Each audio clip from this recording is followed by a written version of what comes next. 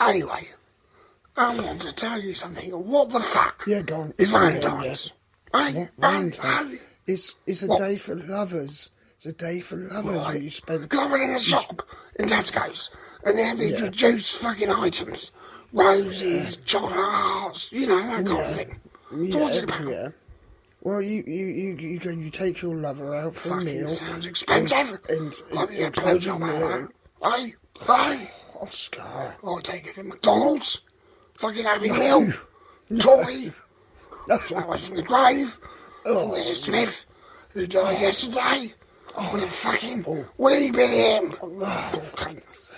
Bad wind. Mommy. Oscar. Well. Fucking love. Love.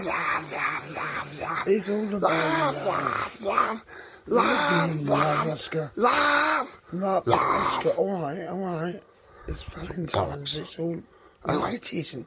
There's fucking Valentine's, right? Well, yeah. All I know is I bought one of those fucking reduced chocolate hearts, and they gave me the shits. So that sums up fucking Valentine's Day for me.